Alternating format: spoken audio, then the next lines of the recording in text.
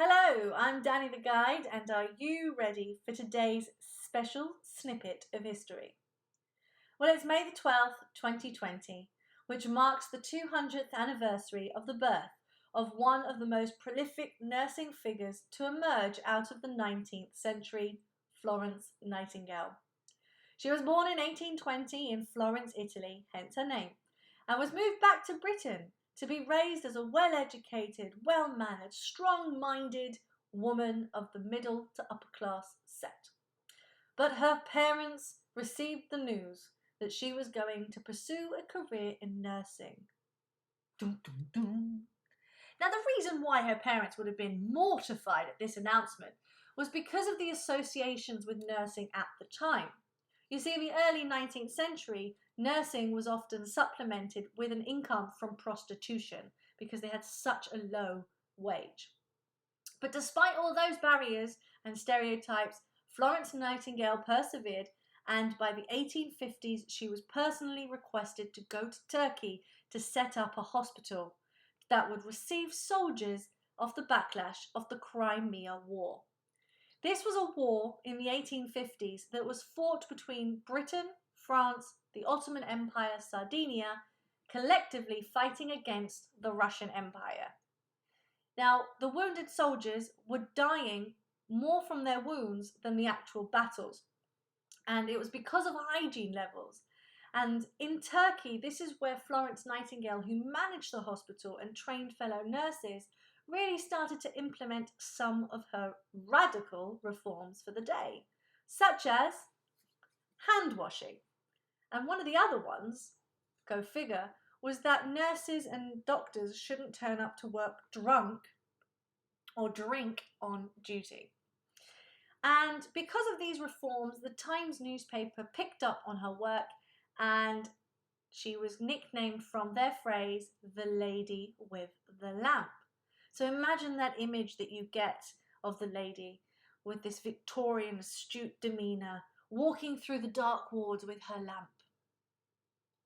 But Florence Nightingale is more than just that image.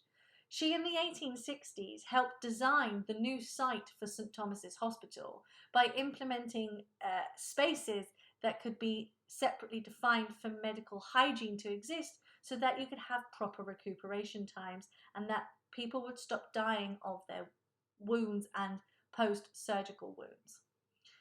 She also, at St Thomas's Hospital, set up the first professional nursing training school, which still exists to this day.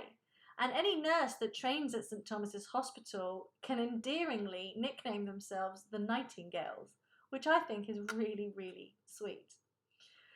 Also, there is a medal of high achievement that you can get in the nursing career, and that is named after Florence Nightingale too, known as the Florence Nightingale Medal.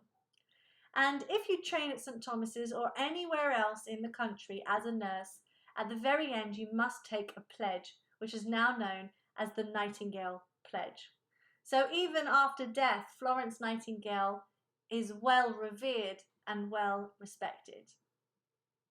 But during her lifetime, she wasn't just a nurse. She also advocated social reforms in healthcare up and down the country, but also in helping hunger relief in India.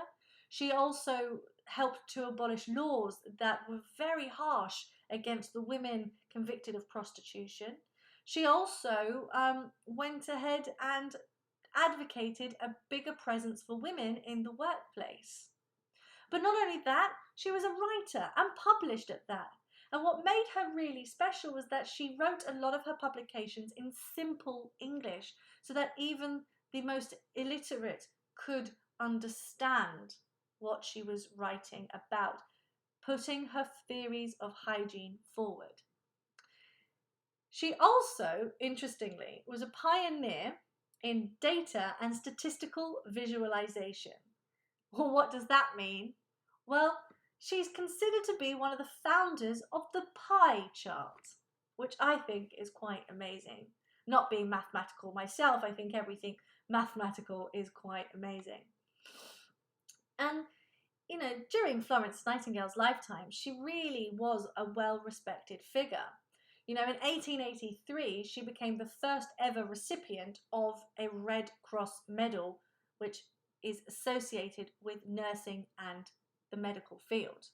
She also, in 1904, was appointed the Lady of Grace to the Order of St. John.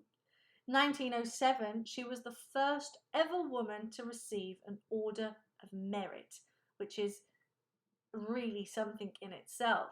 And in 1908, the following year, she received the Honorary Freedom of the City of London. Florence Nightingale died on the 13th of August 1910 at the age of 90 at her Mayfair home in London. She and her legacy live on to this day.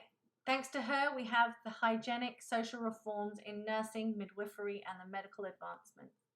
We also have hospitals named after her, because in this conflict of the COVID-19, a newly established hospital in the east of London has been erected and named Nightingale after Florence Nightingale.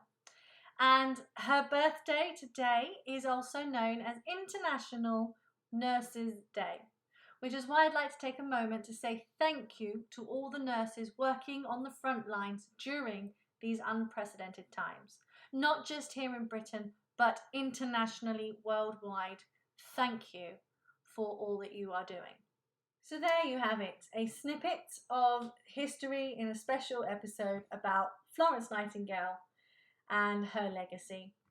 Thank you to all the women out there and men who are fighting as nurses on the front line.